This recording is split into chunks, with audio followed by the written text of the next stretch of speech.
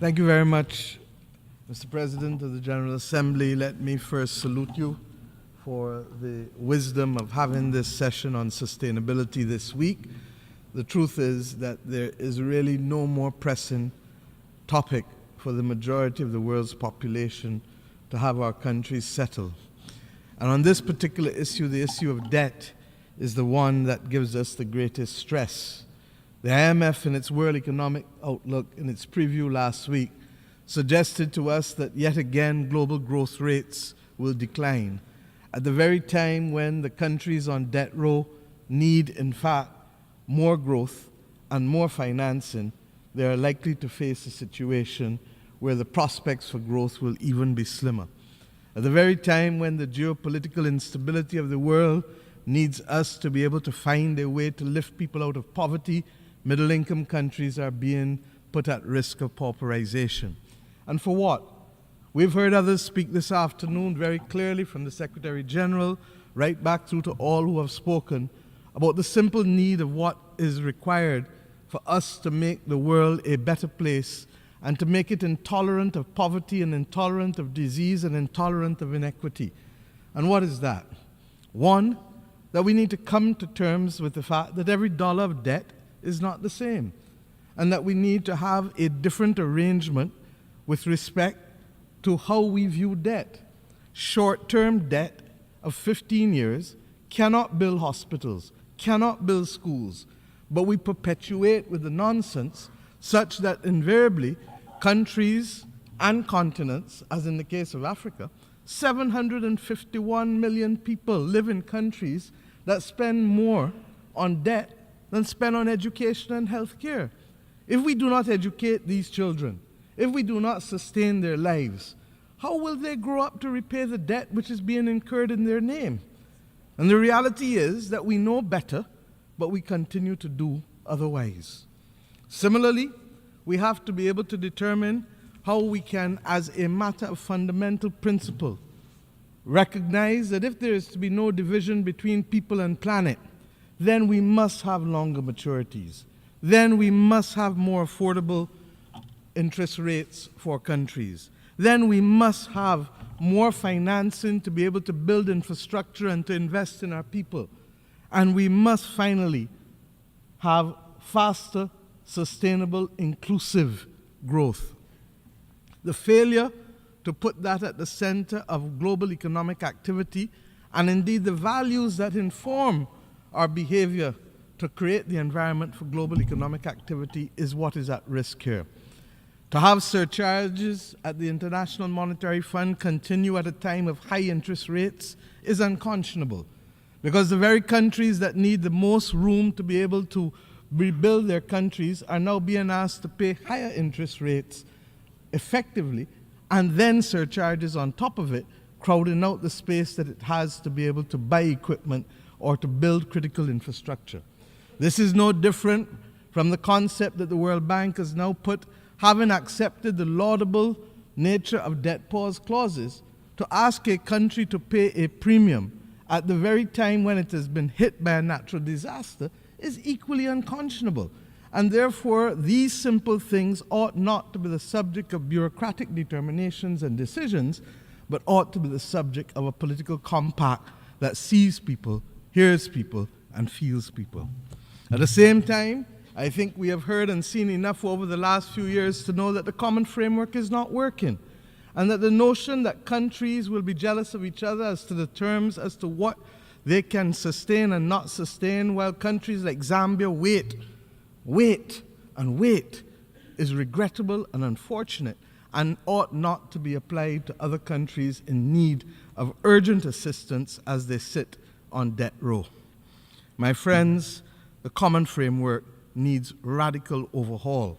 And we have in our past the success of the HIPC moment that saw us put arrangements in place to be able to move countries out of poverty. If there is a need to be able to write off debt for those at the very bottom, let us do so.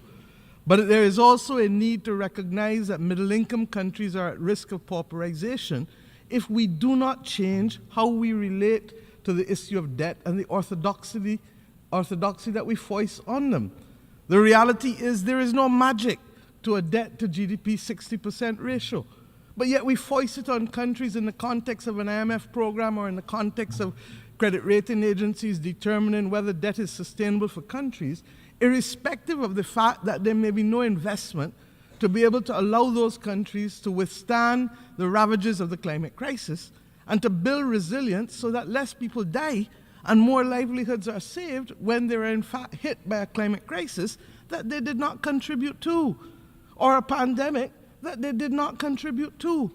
And at the same time, we do not find the dedicated financing necessary for global public goods that will affect all of us if we do not settle how we treat to the climate crisis, how we treat to preparing for future pandemics, how we avoid the digital divide that has left so many children without access to education, how we deal with the consequences of fragility and conflict, which regrettably are showing their heads over too many regions across the world.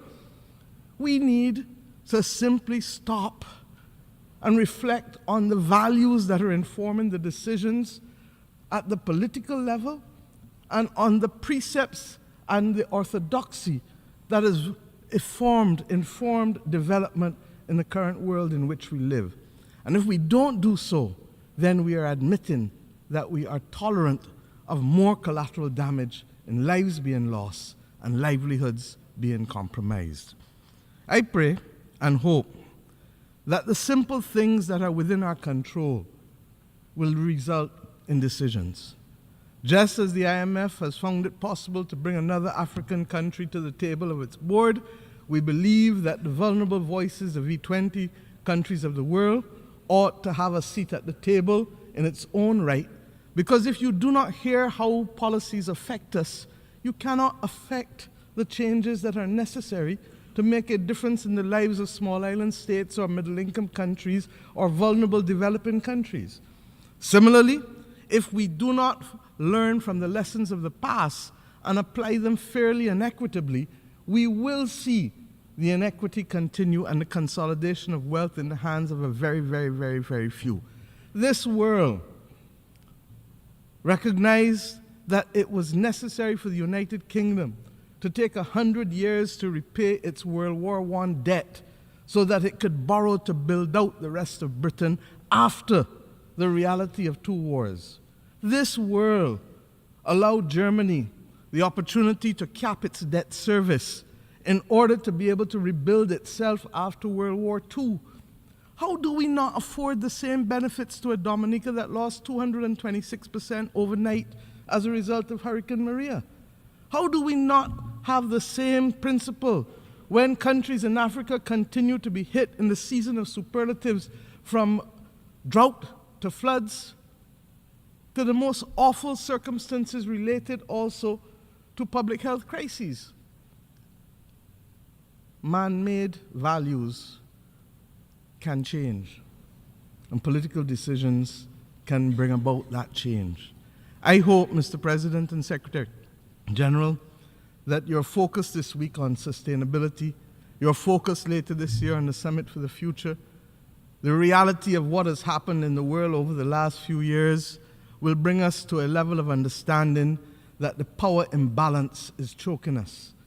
The Bible speaks of being unequally yoked and that we should not aspire to being in that position. But the reality is that the financial system has become a means to suppressing the capacity of countries being able to provide for their people. Finance was never intended to be an end in and of itself. It works only for the very, very few ultra-rich. Finance is intended to be a means to an end, to lift people out of poverty, to build prosperity, to have inclusive growth, to make the world a better place. And I pray that this continued discussion and focus will allow us to see change at a more rapid rate than we have seen them. We give thanks for the natural disaster clauses, but not for the premium or fees that must be attached to them. We give thanks to the Resilience and Sustainability Trust that the IMF put in place for 20-year money, but we now need to see 30, 40, and 50-year money put at the foot of countries so that those who benefit from the investment can help repay the investment. We need to be able to see the removal of surcharges, And we need to be able to see a different approach to all of the matters pertaining to debt and financing if we are to give ordinary people a chance of the best life that they can live on this planet. There is nothing to be gained by separating people and planet. And there is nothing to be gained by the fact that we may have trillionaires, but hundreds of millions of people in poverty. Let us summon the will to be able to change the fundamental orthodoxy that has attached itself to how debt should be treated in the 20th century brought into the 21st century. And let us show that when we come together to discuss these issues, we can change the precepts and the underlying orthodoxy that can see people, hear people, and feel people. We can bring back down debt overnight, but we cannot rebuild countries that have been ravaged by war or crime or social implosion in under a generation. I thank you.